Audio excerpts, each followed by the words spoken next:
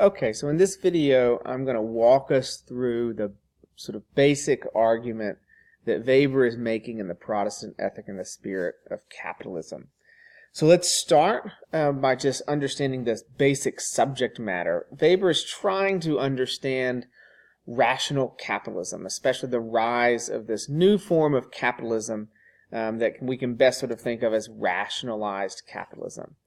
And he lays this out in his author's introduction, his basic ideal type of what capitalism is. So just as a refresher, go back and look up what an ideal type is for Weber.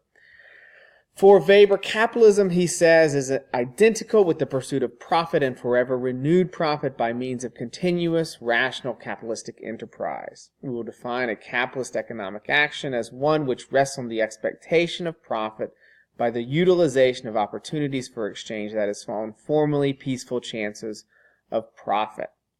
So some of the key things here is that it is this concern with profit and the pursuit of profit, but not just profit, but forever increasing renewed profit by a particular means, the means of continuous rational capitalistic enterprise, right?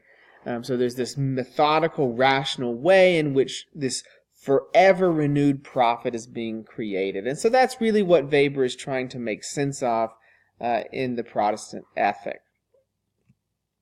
So let's focus then on clearly the empirical puzzle, what he's trying to explain, and distinguish that from what he's not trying to explain.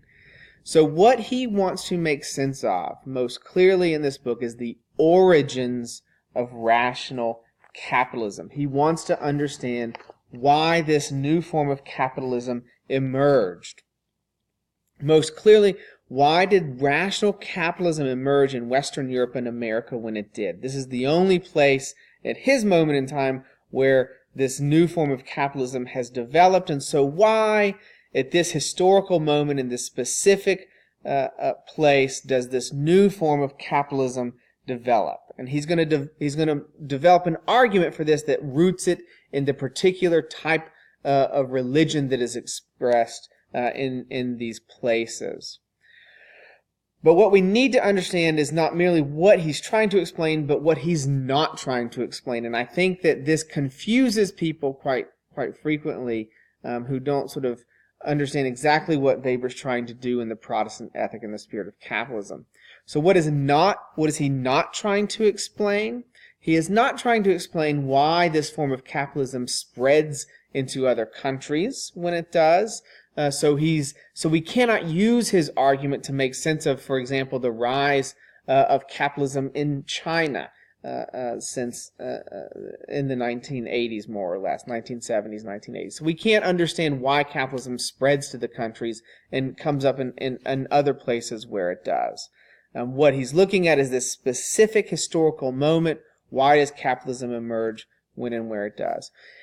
He's also not trying to explain how it is that capitalism reproduces itself. That is, he's not trying to explain, once this form of capitalism takes hold, he's not trying to understand how it is that this new institution, this new social structure, however we want to talk about it, how it gets reproduced over time.